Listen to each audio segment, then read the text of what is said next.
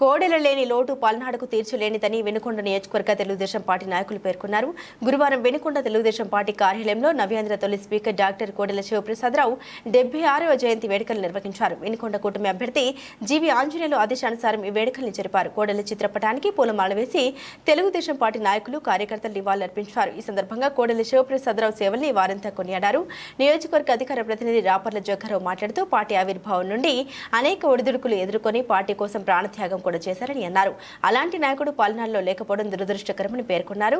కోడెల అంటే 3 అక్షరాల పదం కాదని అదొక బ్రాండ్ అని కీర్తించారు. తెలుగు రాష్ట్రాల్లో కోడెల అభిమానులు చాలా మంది ఉన్నారని, వారంతా తెలుగుదేశం పార్టీ అధికారంలోకి రావడం కోసం ఎంతో కష్టపడుతూ ఉన్నారని అన్నారు. ఎంతో మంది నాయకుల్ని తీర్చిదిద్దిన ఘనత కూడా కోడెలకే దక్కిందన్నారు. గతంలో పంచాయతీరాజ్, వైద్య, విద్య, ఆరోగ్య శాఖ, ఇరిగేషన్, పౌర సరఫరాల శాఖల్ని ఎంతో నిబద్ధతతో నిర్వర్తించి ఆ శాఖలకే వన్నె తెచ్చారని కొనియాడారు. అలాంటి నాయకుడు మన మధ్య లేకపోవడం చాలా బాధాకరమని ఆవేదన వ్యక్తం చేశారు.